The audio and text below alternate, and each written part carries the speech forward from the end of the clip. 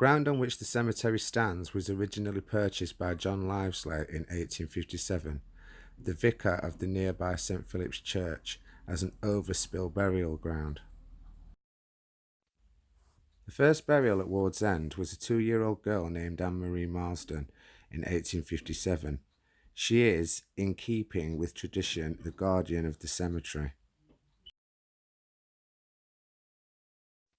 The graveyard is also noteworthy for being the final resting place of George Lambert, a highly decorated Irish soldier, for holding graves of many victims of the Great Sheffield Flood of 1864, and being the only cemetery in Britain with an active railway line passing through it. Sheffield Archives offers much material on the history of the cemetery.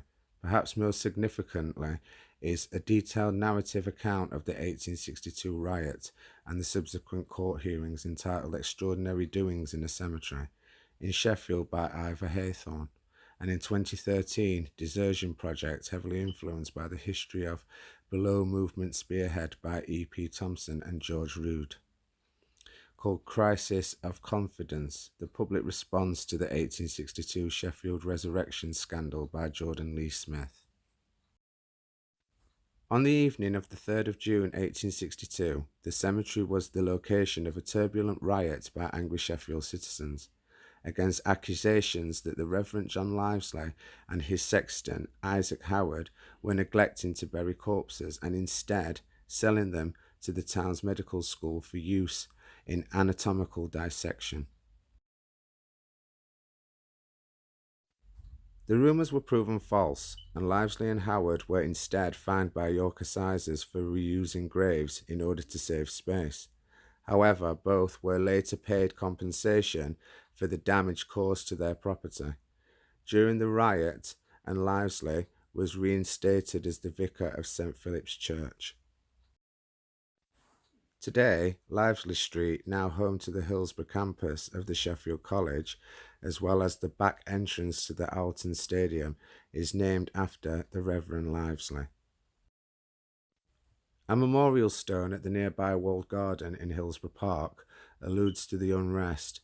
It is a stone 4 feet long and 18 inches wide, designed to lie flat on the ground and cover a grave.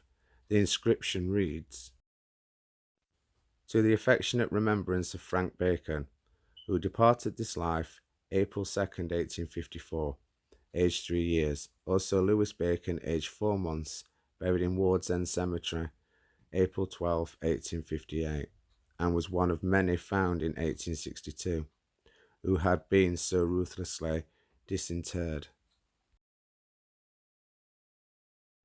The cemetery was originally linked at its Hillsborough entrance by Wardsend Bridge, a 2-acre stone structure built in the 18th century, exclusively to provide access to the burial ground.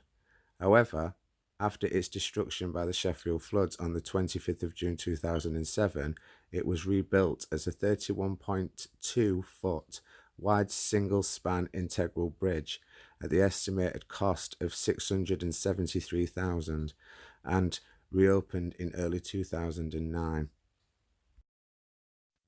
The cemetery also contains an obelisk dedicated to the soldiers who died at Sheffield's Hillsborough Barracks, just down the road from the cemetery.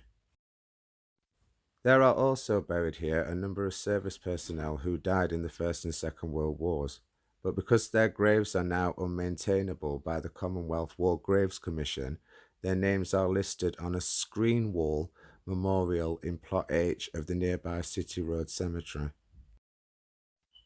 Since its loss of status as a legal burial ground, Sheffield City Council have done little to maintain the cemetery, and it has fallen into neglect, save for those efforts of a conservation group, the Friends of Wardsend Cemetery, who, along with the offering guided walks of the site, aim to cull the Japanese knotweed that has overgrown the area. Thanks for watching. Be sure to like and subscribe. Look out for Josh Empire also on YouTube. Follow us on Facebook.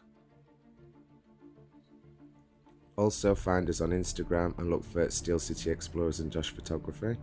And also please donate to PayPal to help with our explores.